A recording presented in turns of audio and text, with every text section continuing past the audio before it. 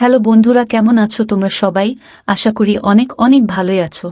আর তোমাদের ভালোবাসায় আমিও অনেক ভালো আছি, কারণ তোমরা আমাকে যে পরিমাণে ভালোবাসা দিয়েছো এবং সাপোর্ট দিয়েছো তা আমি কোনোদিন ভুলতে পারবো না।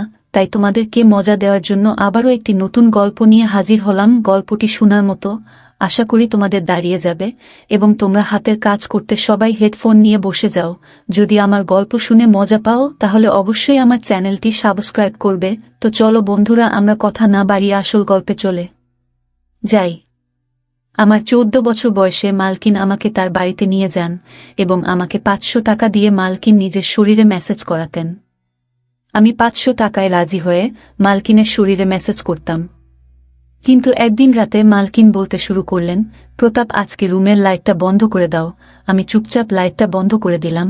আমি জ্ঞান হারিয়ে ফেললাম যখন মালকিন, আমি যে বয়সের মধ্যে দিয়ে যাচ্ছি, এই সময়টা একটা ছেলের জন্য অনেক কঠিন সময়, কারণ তাদের মনোযোগ তাদের সামনে উপস্থিত মহিলাদের দিকে পড়ে। এমন অবস্থায় কারো শরীরে মালিশ করা আমার জন্য খুব সমস্যার সৃষ্টি করে। যখন মালকিন আমাকে তার শরীরে ম্যাসাজ করতে বললেন, কিছুক্ষণ অবাক হয়ে তার দিকে তাকিয়ে রইলাম। আমি কিভাবে এটা করব? এটা খুবই লজ্জার বিষয়। কিন্তু আমার বাবা বলেছিলেন, মালকিনের কোনো কথায় না করবি না, তিনি অনেক দয়ালু মনের মহিলা। তুই যদি তার মনে জায়গা করে নিতে পারিস, তবে তিনি তোকে বেতনের চেয়েও বেশি টাকা দেবেন। তিনি আমাকে টাকা দিয়েছেন, তাও 500 টাকা, এবং বললেন, এই টাকাটা শুধু তোমার। আমি অনেক খুশি হয়েছিলাম, কিন্তু যখন তিনি আমাকে তার শরীরে তেল দিয়ে ম্যাসাজ করতে বললেন, আমি হতভম্ব হয়ে তার দিকে তাকিয়ে রইলাম। তিনি কিভাবে একটা ছেলেকে দিয়ে ম্যাসাজ করাতে পারেন? আমি কিছু বললাম না, কিন্তু অনেক নার্ভাস ছিলাম। তিনি আমাকে তার রুমে নিয়ে গেলেন, তারপরে বিছানায় শুয়ে তার শরীরে তেল দিতে বললেন। আমি যখন তার শরীর থেকে তার পোশাকটা তুলে দিলাম, তখন আমার চোখ বড় বড় হয়ে গেল। তিনি আমাকে যে তেল দিয়েছিলেন, আমি চোখ বন্ধ করে আমার হাতে কিছুটা নিয়ে তার শরীরে দিতে থাকলাম। আমার একমাত্র চেষ্টা ছিল কাজে অনেক মন দেওয়া। আমি একবারও তার শরীরের দিকে তাকাইনি, আমি শুধু চোখ নামিয়ে ম্যাসাজ করেছিলাম। আমার মনে আছে যে আমি যখন এখানে কাজ শুরু করি, প্রথম দিকে কাজের সময় অনুসারে আমি যখন মালকিনের ঘরে প্রবেশ করলাম, তখন মালকিনকে কিছুটা অন্যরকম দেখাচ্ছিল। তার চেহারায় অদ্ভুত পরিবর্তন লক্ষ্য করলাম আমি। তিনি ঘামে ভিজে যাচ্ছিলেন। আমি জানি না তার কি হয়েছিল। আমাকে দেখামাত্রই সে হঠাৎ সোজা হয়ে আমার দিক থেকে অন্যদিকে তাকাতে থাকল। আমি কিছুটা অবাক হয়ে মালকিনের দিকে তাকিয়েছিলাম। আমার মনে হলো মালকিনের শরীরটা ভালো নেই। আমি সবসময় নীরবে মালকিনের সেবা করতাম, কিন্তু আজ আমি কিছুটা বাধা নিয়ে মালকিনের দিকে তাকিয়ে তাকে জিজ্ঞেস করলাম, মালকিন, আপনি ঠিক আছেন তো? আপনাকে অন্যরকম দেখাচ্ছে মনে হয়।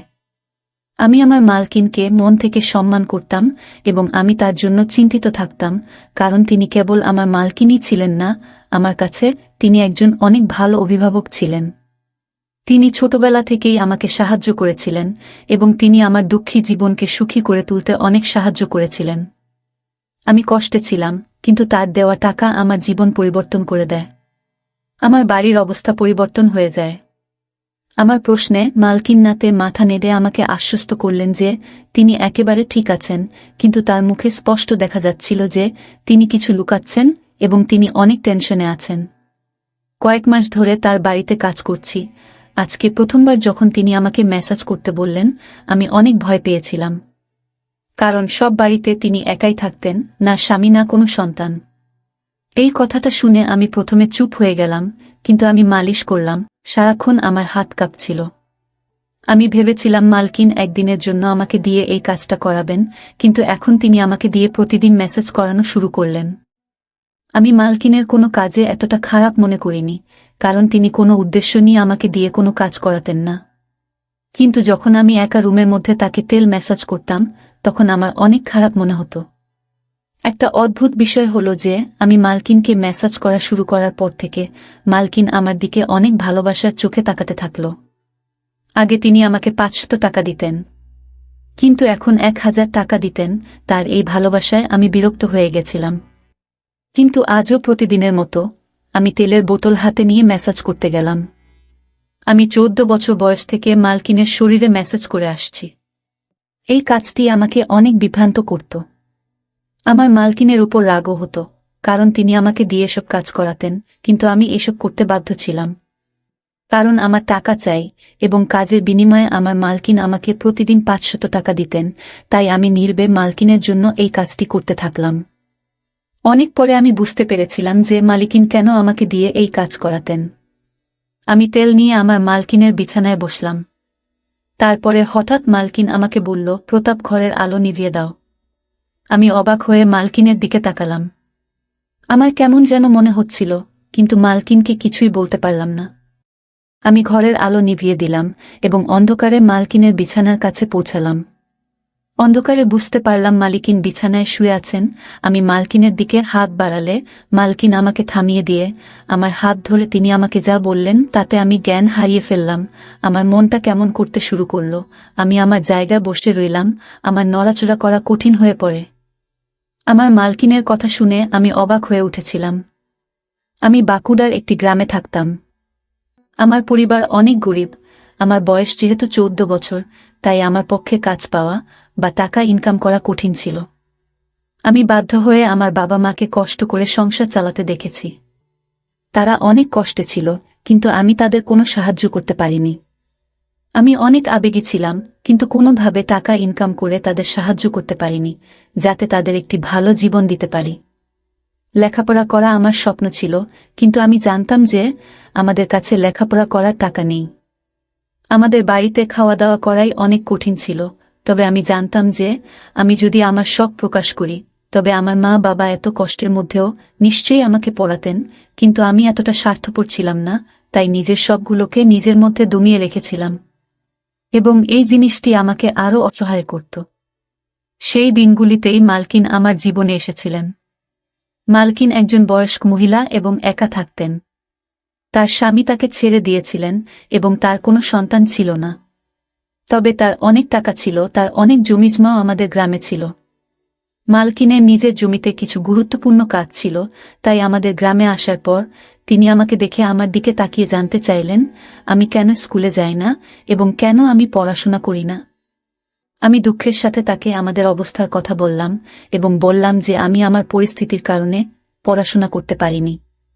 পড়াশোনা করলে আমাদের ঘরে খাওয়া দাওয়া বন্ধ হয়ে যাবে।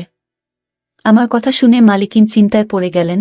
এরপর তিনি আমাদের বাড়িতে এসে আমার বাবা মায়ের সাথে কথা বললেন এবং বললেন যে বাড়ির ছোটখাটো কাজের জন্য তার আমার বয়সী একটি ছেলে দরকার। আমার বাবা মা তখনও চিন্তায় ছিলেন যে কিভাবে তারা তাদের ছোট ছেলেকে এত কম বয়সে কাজে দিবেন, এবং সম্ভবত তারা ভাবছিলেন যে আমি হয়তো তাদের ভুল বুঝব, কিন্তু আমি এগিয়ে গিয়ে তার কাজ করতে রাজি হলাম। আমার কথা শুনে মালিকিন অনেক খুশি হয়েছিলেন। তখন আমি কিছুই জানতাম না। আমি শুধু ভেবেছিলাম মালিকিন তার ইচ্ছানুযায়ী ছোটখাটো কাজ করাবেন, আর আমি সব কাজ করতেই রাজি ছিলাম। আমি অনেক খুশি মনে রাজি হলে আমার বাবা মাও চুপ হয়ে গেলেন। মালকিন আমার বাবা মায়ের হাতে বেশ কিছু টাকা দিয়েছিলেন এবং তাদের কথা দিয়েছিলেন যে তিনি প্রতি মাসে টাকা পাঠাবেন, যাতে আমাদের বাড়ির কষ্ট দূর হয়। মনে মনে আমি অনেক খুশি ছিলাম। আমার স্বপ্ন সত্যি হতে চলেছে, কারণ আমি সবসময় আমার বাবা মায়ের অবস্থা পরিবর্তন করতে চেয়েছিলাম। আমি আমার জিনিসপত্র গুছিয়ে মালকিনের সাথে শহরে চলে এলাম। মালকিনের শহরের সুন্দর বাড়ি ছিল। এত সুন্দর বাড়ি আমি জীবনে প্রথম দেখেছিলাম। মালকিন আমার থাকার জন্য একটি রুম দিয়েছেন। রুমটি খুবই ছোট, কিন্তু অনেক সুন্দরভাবে সাজানো ছিল। রুমে দামি দামি আসবাবপত্র রাখা ছিল।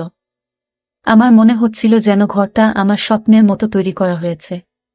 মালকিন আমাকে ছোটখাটো কাজ বুঝিয়ে দিলেন, যার মধ্যে রোজ তার গাড়ি পরিষ্কার করা, রাতে তাকে পানি দেওয়া এবং দিনে 3 বার খাওয়ার বাসনপত্র পরিষ্কার করা ইত্যাদি।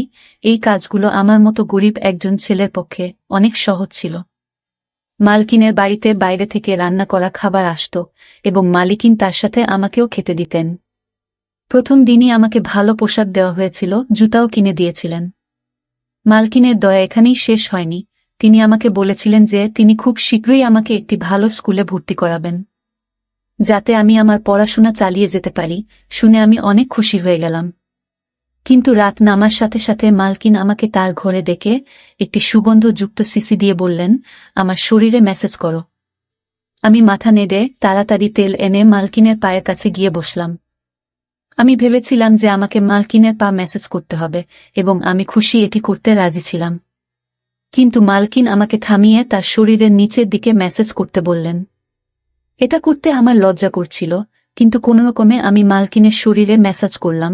আমি তারপর উঠে রুম থেকে চলে গেলাম। আমি ভাবলাম মালিকিন মনে হয় ক্লান্ত হয়ে পড়েছেন আর আমাকে দিয়ে মেসেজ করাবেন না, কিন্তু আমার ধারণা ভুল ছিল।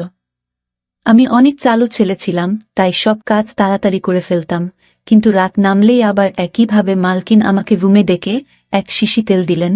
এটা ভেবে মন খারাপ হয়ে গেল যে আজকেও আমাকে মালকিনের মেসেজ করতে হবে। পা পর্যন্ত তো ঠিক ছিল, কিন্তু মালকিন আমাকে দিয়ে যেখানে ম্যাসাজ করাতেন সেটি আমার কাছে অস্বস্তিকর ছিল। আজও আমি কোনোরকমে মালকিনের মেসেজ করে তার দিকে তাকালাম। তিনি শান্তিতে ঘুমাচ্ছিলেন। আমি বুঝতে পারছিলাম না মালকিন এতে কি সুখ পান। মালকিনের কাজকর্ম আমাকে অবাক করছিল। 3 দিন পরেই মালকিন আমাকে একটি ভালো স্কুলে ভর্তি করিয়েছিলেন। আমি আমার মালকিনের জন্য পাগল ছিলাম, কিন্তু আমার মালকিনের মেসেজ করতে ভালো হতো না। মালকিন এটি তার রুটিনে পরিণত করেছিলেন, আর প্রতিদিন সে আমাকে মেসেজ করতে বলতেন। আমি তার অনুগ্রহে ছিলাম, তাই আমি না করতে পারছিলাম না। তাই কিছু না বলে আমি আমার মালকিনকে মেসেজ করতে থাকলাম। মালকিন সম্ভবত বুঝতে পেরেছিল যে আমি তার মেসেজ বিরক্তি নিয়ে করি, সেজন্য আমার বেতন বাদেও তিনি আমাকে প্রতিদিন 500 টাকা করে দিতে থাকলেন, এবং আমি আনন্দের সাথে টাকার জন্য এই কাজটি করতে থাকলাম। এইভাবে আমি মালকিনের বাড়িতে অনেক দিন ছিলাম, এবং এখন আমি এতে অভ্যস্ত হয়ে গেছি। মালকিনের একটি ভালো অভ্যাস ছিল যে মাস শেষ হলেই তিনি আমাকে না বলেই আমার বাড়িতে টাকা পাঠিয়ে দিতেন, যা আমার বাবা মায়ের জীবনকে সহজ করে দিয়েছিল। আমিও অনেক কষ্ট করে পড়াশোনা করছিলাম যে সারা জীবন যাতে আমাকে মালকিনের মতো মহিলাদের বাড়িতে থেকে তাদের ইচ্ছা পূরণ করতে না হয়। একদিন আমি প্রতিদিনের মতো মালকিনের মেসেজ করতে তার রুমে গেলে মালকিন আমার দিকে একভাবে তাকাতে থাকলেন। তাকে মেসেজ করার সময় আমার মুখে সবসময় একটা সমস্যার ভাব থাকত, এবং আমি এভাবেই তার মেসেজ করতাম, এবং মালকিনও এটা অনুভব করতেন। তাই মালকিন আমার দিকে মনোযোগ দিয়ে তাকিয়ে তারপরে বললেন যে আমি জানি আমার এই কাজটা করতে তোমার খারাপ মনে হয়, কিন্তু আমি অসহায়, তাই তোমার খারাপ মনে হওয়া সত্ত্বেও তোমাকে দিয়ে এই কাজটা করিয়ে নিই। মালকিনের মুখে হাসি ভাব ফুটে উঠল। আমি কিছু বুঝতে না পেরে মালকিনের দিকে তাকাতে থাকলাম। আমি বুঝতে পারিনি, তাই মালকিন আমাকে তার বাধ্যবাধকতার কথা বললেন, আর লজ্জায় আমার অবস্থা খারাপ হতে থাকল। মালকিন আমাকে বললেন যে তার শরীরে সমস্যা রয়েছে, যার কারণে তিনি মেসেজ না করিয়ে রাতে ঘুমাতে পারেন না। মালকিন এই কাজের জন্য নার্স রেখেছিলেন, কিন্তু তারা সবাই কোনো না কোনো অজুহাত দেখিয়ে কখনো কখনো তাড়াতাড়ি মেসেজ করে, আবার কখনো কখনো মেসেজ না করেই চলে যায়।